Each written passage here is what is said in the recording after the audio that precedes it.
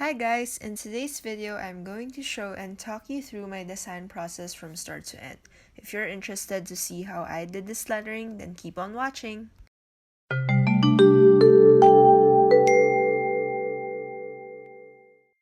First off, I start with a very rough sketch of how I want my lettering to more or less look like.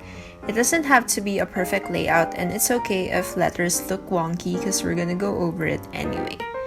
After I'm happy with the layout, I proceed to outlining my sketch with the color that I want to use, and in this case, I decided to use purples and blues for the piece, and I'm mixing a sans serif lettering with the script hand lettering to give contrast and variety to the overall design. And as you can see, I'm not being precise when going over my guidelines, especially for the word creating. Most of the time, I extend the spacing of the letters since I am using a brush pen, so we're dealing with thin and thick strokes unlike the pencil sketch from earlier, which only had one thickness all throughout. Then I just kind of play around with the letters to see if some strokes or letters need some fixing or adjustments. Once I'm happy with how everything looks, I proceed to add effects such as shadows and highlights to give it more dimension and personality. I usually mix the effects around to make everything look more fun, playful, and quote-unquote complicated, even though it's really not. So adding simple effects can take your artwork to a whole new level, and it's really not that hard. I do have another video coming up showing you all my favorite tricks and techniques in lettering, so I'm not gonna go in depth with what I'm doing here, so stay tuned for that video because I'm literally spilling all my lettering secrets to you guys. So for now, just enjoy this time lapse of me adding shadows, and you can actually see how it instantly enhances the letters, so something flat and boring turns to something very alive and 3D just by adding highlights and shadows. So this is really one of my favorite techniques to do in both digital and traditional hand lettering.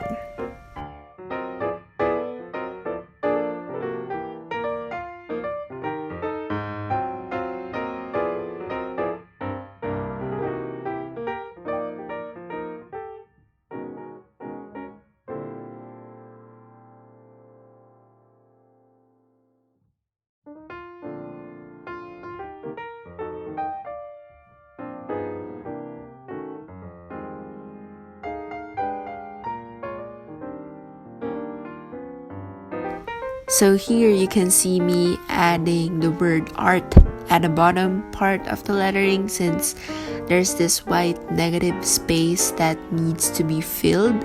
So hooray for impromptu last minute decision making. Whee!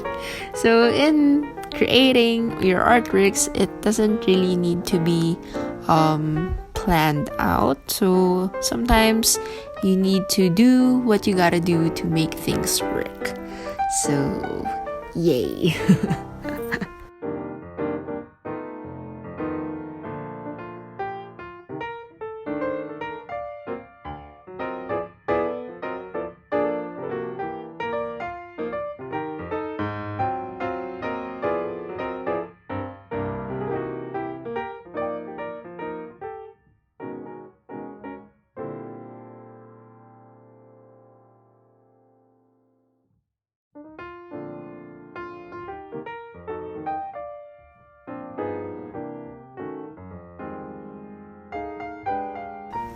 So after all that shadow and highlights, it's time to play around with the background color. I usually try dark to light ones just to see what colors work best, and of course you want to choose a color that will make my lettering pop out the most. Once I'm happy with the color, I always add some sort of texture so that it's not too boring and plain, and I think textures are like that extra oomph. And I make sure to always incorporate them in my work. And I also added a little vignette effect on the borders to add more contrast. And now you can see me doodle little sparkle diamonds because I just really like adding them to my artworks. And with Procreate, you can just easily duplicate and flip everything over, and it's really easy and fun. So I think the color white is a bit too striking for this art piece, so as you can see, I decided to play around with the blending modes and decided to use overlay so that it blends with the background seamlessly and it really fits the whole color scheme. That's why I really like how this turned out. And now I'm adding the final touches, and I swear I think I'm obsessed with adding little splatter circles all over my work. I don't even know what to call them. I just adding little circles and dots to my whole work because it kills all the negative space. And if you go through my Instagram, almost all of my artworks have those. But anyways, so inside the letter C, there was a really big negative blank space that was bothering me. So you can see me here doodling a little pencil, and I think the pencil goes well with the message of the quote. So they're just adding more details, and voila, that's the final product. I hope you guys enjoyed this short video and you learned a thing or two from me. So remember, I'll be uploading another new video showing you all my tips and tricks, so stay tuned for that one. So thanks for watching, and I'll talk to you again next time. Bye!